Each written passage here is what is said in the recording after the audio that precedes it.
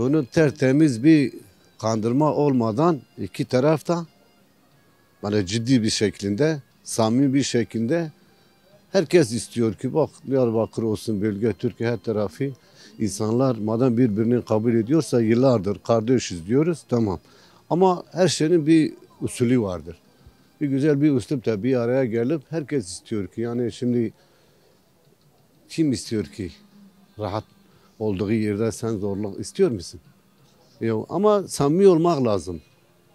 Bu süreci güzel bir şekilde götürmesi lazım. Eğer işi kandırmacalarla, şeylerle oluyorsa bunu bir şeyi kalmaz.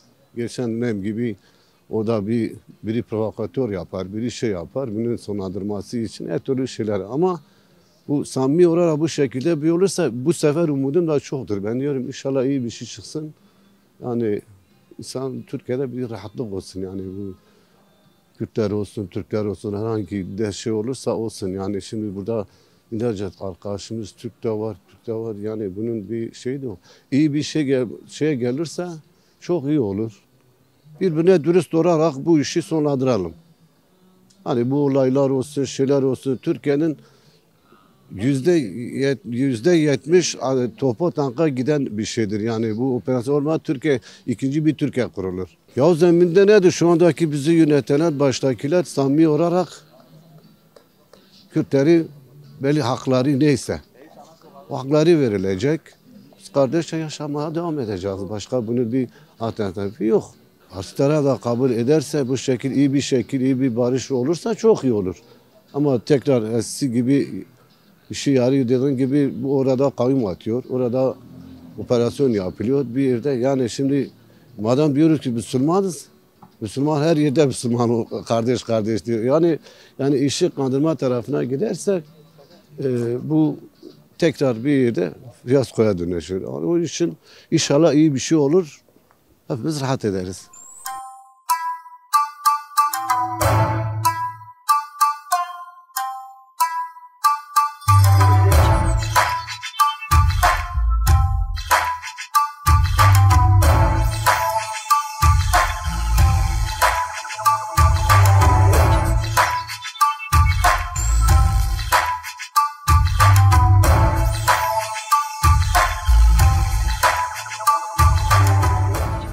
Bana sorarsan bir barış süreci olmaz. Yani çünkü niye dersen yani bu kanun öyle kolay kolay da durmaz. Hani insanlar arasındaki bu Kürtlük ittifakı olduğu sürece yani ben sanmıyorum hani yani Kürt sorunu çözülür. Yani derdimiz Kürt sorunu da değil aslında. Yani bizim mesela devlet olarak sorunumuz dildir yani. Mesela hani kendimizi muhafaza edebilsek dil olarak hani kendimizi derdimizi anlatabilsek yani Kürt sorununun yani çözüleceğine inanıyorum. Ama mesela MHP'nin koyduğu bir şart vardı. Mesela diyor hani Abdullah Öcalan'ın çıkarıp meclise gelmesini. Mesela yıllar önce ben mesela bir dizide izledim daha doğrusu. Yani o af süreci onun için yani şöyle diyebilirim. Yani Abdullah Öcalan'ın hani ben pişmanım kelimesini duymadığı sürece onu bırakmazlar. Yani o affı ona vermezler. Yani o da o kelimeyi söylemeyeceği için bu süreç de olmaz. Yani ne AK Parti bu süreci yapar ne de MHP bu süreci yapar. Sadece bir konuşma var. Başka da hiçbir şey yok. Ben inanmıyorum da bu süreç de olur yani ya. Ha bu savaş da devam eder. Yani özellik hak vermesi lazım. Yani mesela ne bileyim hani herkesin kendi ifade edebilme bir özgürlüğü olması lazım. Yani mesela Kürtlerin de istediği bir yani daha doğrusu mesela eyalet sistemi olması lazım abi. Benim görüşüm bu. Yani Türkiye'de bir eyalet sistemi olacak. Mesela benim Güneydoğu'da başkent olarak Diyarbakır olarak biliniyorsa mesela örnek veriyorum benim kendi meclisimdeki adam, benim kendi seçileceğim adam benim başımda olması lazım. Hani kayyumla gelen olmayacak ha.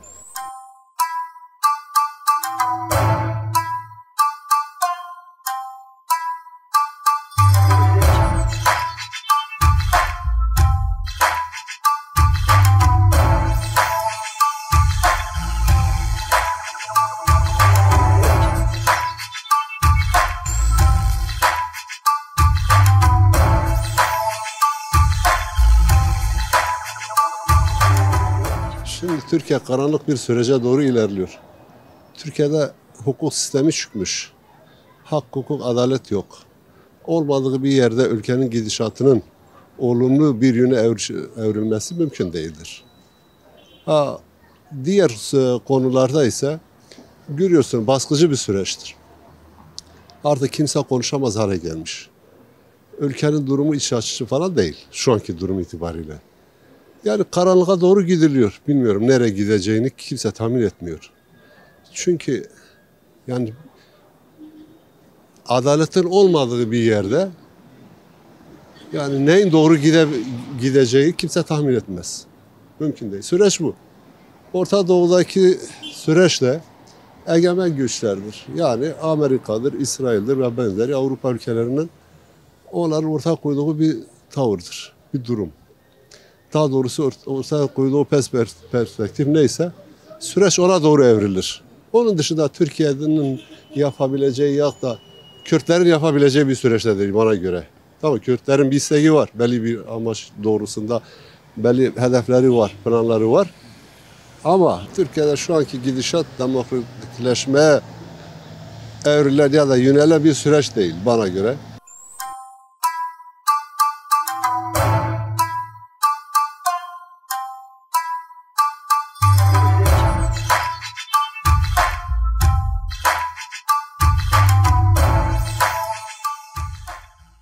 Şimdi ben genel çerçevede şöyle tarif etmek isterim, dilim döndüğü kadar. Bir elimizin 5 tane parmağı var, 5'i de eşit değil. Ama kesseniz hepsinden aynı kan akar. Toplum olarak hepimizin de aynı bu şekilde olduğunu düşünüyorum. Yani ben sizin yaranızı sardığım sürece, siz benim yaramı sardığım sürece bir sıkıntı olmayacağını düşünüyorum. Toplumsal facialar evet maalesef ki var. Ama bunun yanında madalyonun diğer tarafına da bakmak lazım. Belki de biraz umutlu düşünmek lazım. Güzelliği birlikte inşa etmemiz lazım. Dolayısıyla bunun içinde birlik ve beraberlik ve bütünlük içerisinde hareket etmek lazım. Bu şekilde yapmak lazım diye düşünüyorum. Topyekün. İstişareler şeklinde. Kürdün de sorunu olduğu zaman, Türk'ün de sorunu olduğu zaman, Çerkez'in de sorunu olduğu zaman, Çerkez'in sorunu Çerkez tek başına halletmemeli ya da Kürdün sorunu tek başına Kürtler halletmemeli. Buna da topyekün bakmak lazım. Karşılıklı diyalog şeklinde, karşılıklı münazaralar şeklinde, barışçıl duygularla yaklaştıktan sonra ben ortada bir meselenin kalabileceğini düşünmüyorum açıkçası.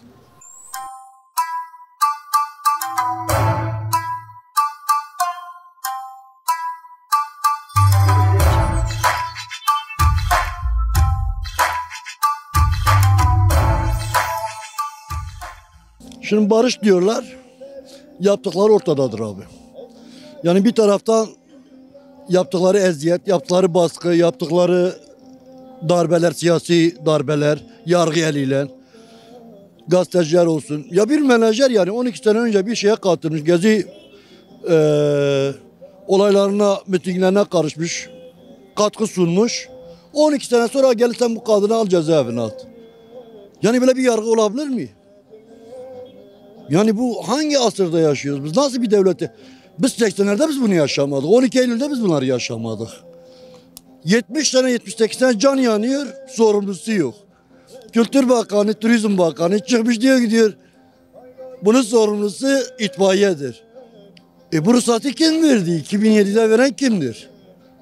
Bunu yapan sensin. AK Parti hükümetidir bunu.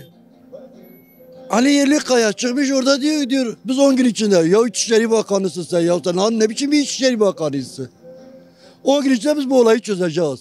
Bu olayı 10 gün içinde ne çözeceksin? Ben bir vatandaş olarak ben sana söyleyeyim sorumlusu Turizm ve Kültür Bakanı'dır. AK Parti hükümetidir. AK Parti'nin belediye başkanı 2007'deki belediye başkanıdır bunlar. Abi daha yeni bugün Siirt sabah şafağında Siirt belediye başkanlığı aldılar ya. Böyle bir barış mı olur abi? Bir taraftan beni vuracağız, bir taraftan bana seninle barışacağız. Sen kimi kandırıyorsun? Bu gene yani Güneydoğu Kürt halkının kandırılmasıdır yani. Başka bir şey değildir yani. Kesinlikle ne barış ne bir şey. Bunların elinden hiçbir şey gelmez. Çünkü bunlar ne yaparlarsa ellerine yüzlerine bulaşırlar. Sadece bir güç almışlar. O gücü kötüye kullanıyorlar. Yargı eliyle şu anda. Yani biz 12 Eylül faşist rejiminde bile biz böyle bu baskıyı görmedik. Ben yaşamadım. Yaşım 59. Ben böyle bir baskı yaşamadım. Ben 80 darbesiyle gördüm. Ben böyle bir darbe yaşamadım kardeşim. Şimdi Öcalan'ın bu tezlerini, bu söylemlerini eğer bu hükümet dinlerse, kayla alırsa bu Türkiye'nin büyük bir kazancı olur. Ama öyle bir niyetleri yok bu adamların. Bu hükümetin, bu iktidarın öyle bir niyeti yok. Bahçeli gibi bir adam, yani adam ne diyor, gelsin mecliste konuşsun. Bahçeli bastırıyor. Yani bu Bahçeli'yi mi bunlar kullanıyorlar, Bahçeli mi bunları kullanıyor belli değil. Yani somut bir şey yok ortada. Yine bir kandırmaca. Ama yani Öcalan'ın söylemlerini kayla alsalar bu Türkiye'nin bir kurtuluşu olur, Türkiye'nin güzel bir şeyi olur. Bunlar da yani yönetici değiller yani. Yani İçişleri Bakanı'ndan Türk diğer bakanlarına kadar hiçbir tanesi liyakatli bir eleman değildir. Emir kullarıdır. Cumhurbaşkanı tek adam. Otur der oturur, kalk der kalkar. Konuşma der konuşmaz. Ama Öcalan'ın söylemlerini kayla alırlarsa bu Türkiye'nin çok büyük bir kazancı olur. Yani çok güzel günler bizi bekler. Ama bunlar inanmıyorum yani. Bunların söylemlerine inanmıyorum maalesef. Keşke inanabilsem. Çünkü bunların yalanı bir değil, iki değil. Yalan üzerine yalan atıyorlar bunlar. Kandırıyorlar, hep kandırıyorlar. 23 senedir kandırıyorlar kardeşim. Milleti kandırıyorlar, hala da kandırmaya çalışıyorlar. Bu millet nasıl bunlara kanı, bunlara nasıl oy veriyor? Ben şaşırıyorum.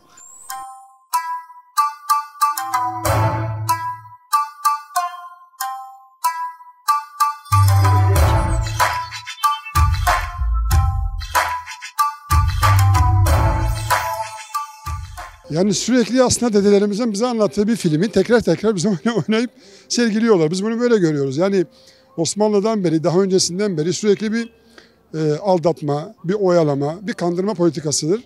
Sürüp gidiyor. Ben zaten ilk günden beri inanmıyordum. Dolayısıyla yani yine de inanmıyorum. Hatta inananlara da şunu söylemek istiyorum. Yani akıllanmadınız mı, ders almadınız mı? İşte sur olayları yanı başımızda. Yani her gün gidip baktığımızda emin olun içimiz yanıyor.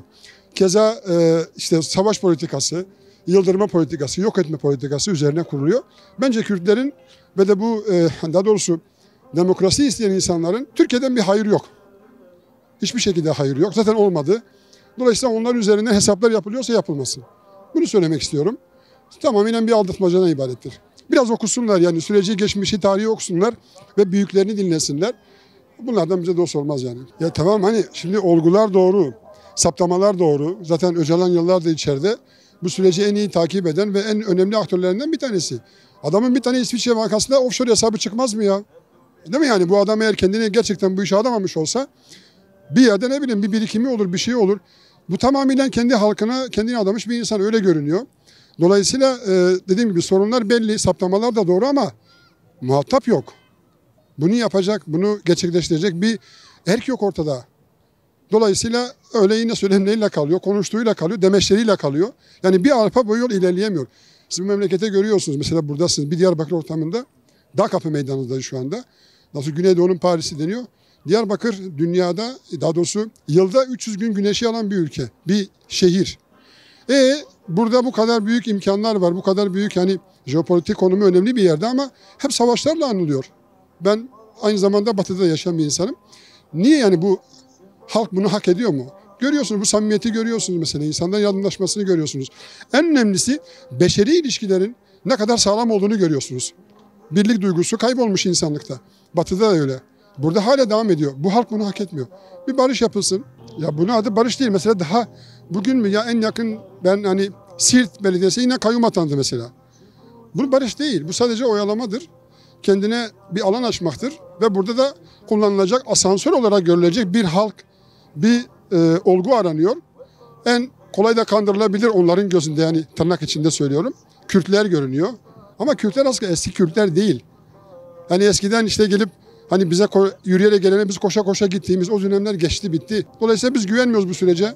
Bu sürecin de başarılı gideceğine, bu zamanki erkte en azından başarılı gideceğine inanmıyoruz. Ha başka bir şey olur. Başka bir yönetim gelir. Hakikaten olaylardan ders çıkarabilen ve kendi heybesini doldurmaya meşgul olmayan bir yönetim gelir. Çünkü şu anda Türkiye'nin kaynakları sömürülüyor. O yönetimle ancak bir şekilde oturulabilir. Halkın yönetimini, yani halkın ortaya gelmesini ve halkın başarılı olmasını, mutlu olmasını, refahını isteyen bir yönetim gelir ancak bu şekilde başarılı olabilir.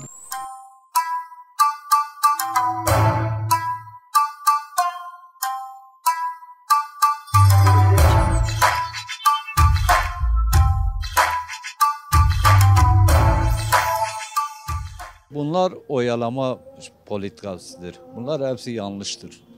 Yani olmayacak şeyler kandırıyor. AK Parti hükümeti kandırıyor. Millet Kürtleri oyalıyor. Başka bir şey değil. Kalıcı bir barış gelmesi lazım. Yani böyle olmaz. Bir yandan barış diyor, bir yandan Rojava'ya saldırı yapılıyor. Yani bunlar böyle olmaz. Yani yalanla bir şey olmaz. Doğrudur. Kalıcı bir demokrasi ve barışın gelmesi önemlidir. Onların gelmesi bir an önce gelmesi lazım. Yani AK Parti'nin söylediği gibi yani her şeyi tersini anlayacaksın. Bugün barış diyor, ertesi günü savaş ilan ediyor. Yani bunları Kürtleri yani oyalama bir taktiğidir. Kendi sandalyesini bırakmamak için her şeyi yapıyor, her yolu deniyor. Benim beklentim bir an önce barışın gelmesi, daha kimsenin ölmemesi. Benim beklentim budur. Yani kimsenin ölmemesi.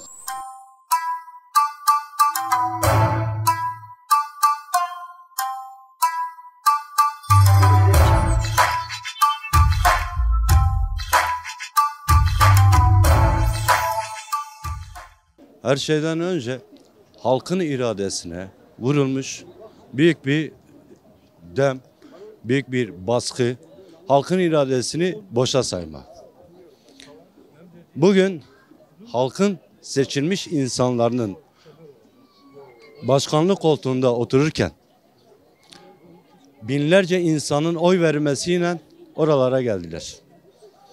Bugün bir belediyenin kayyum atanmasından sonraki süreci biz halk olarak da çok iyi biliyoruz.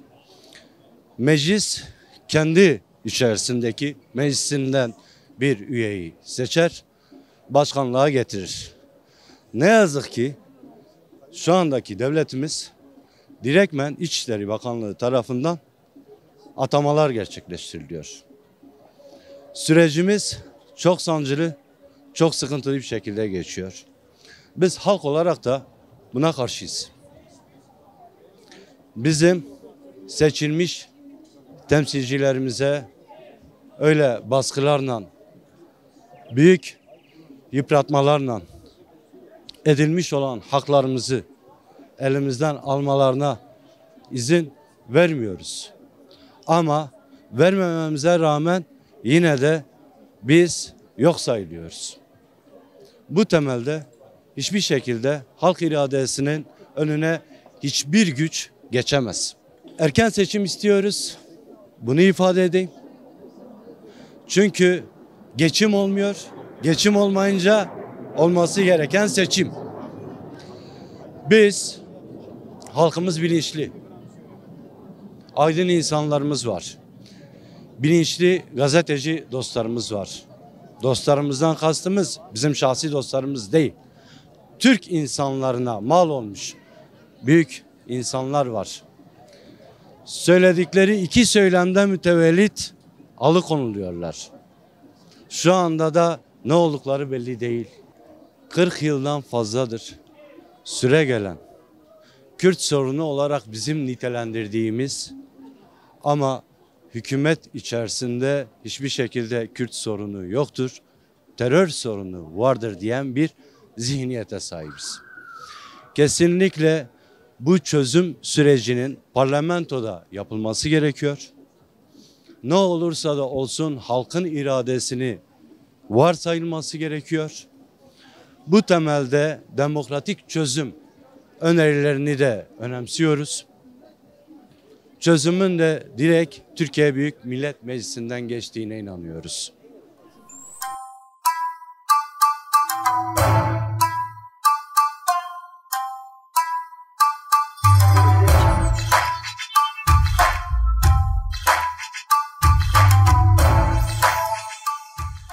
Daha önceki süreçlerde olduğu gibi bu süreçten de pek umudumuz yok.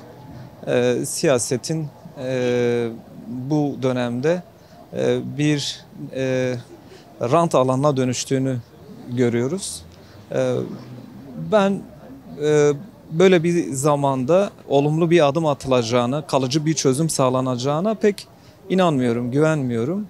Siyaset mekanizmasına da pek güvenmiyoruz. O nedenle umudumuz yok diyoruz. Yani siyasal iktidarın samimi bir adımı yok. Yani bir gün söylediğini ertesi gün yalanlıyor ya da işte politika üretelim derken aslında daha da çözümsüzlüğü derinleştiriyor. Somut bir adım atılmayana kadar pek de ortada hani net, açık, somut bir şey çıkmayana kadar pek de bir inancımız yok. Yani bir çözüme ulaşabileceğine dair bir inancımız yok. Yani sadece görüşmeler havada kalıyor. Sağlam bir temele oturtulmuyor bir türlü.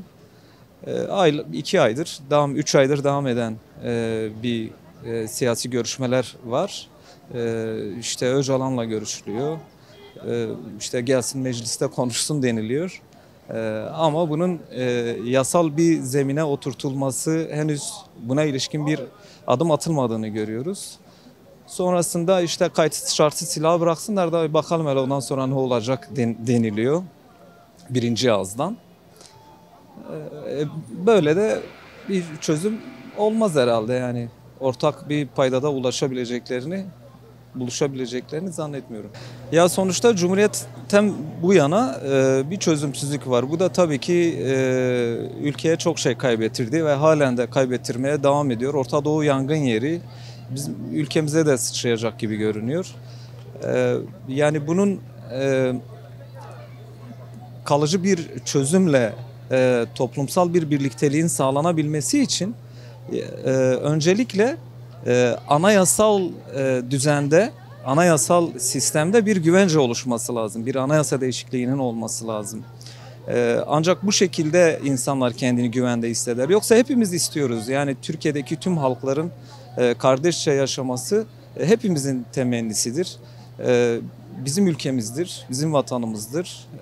Tabii ki ayrı gayrı olmadan, hiç kimse ötekileştirilmeden insanların huzurlu bir şekilde demokratik ortamda, çağdaş, modern yaşamda bir arada yaşamasını temenni ediyoruz. Bunu bu ülkedeki herkes eminim temenni edecektir. Ama bu Kürt sorununun bu şekilde çözümsüz bırakılması tabii ki toplumda birçok olumsuz duruma sebebiyet veriyor. Birçok çatışmaya sebebiyet veriyor. Üzüldüğümüz birçok olaya her gün tanık oluyoruz. Ama tüm toplumun birlikte hareket etmesi ya da birlikte düşünmesi şüphesiz ülkenin geleceğine de çok olumlu katkılar sağlayacaktır.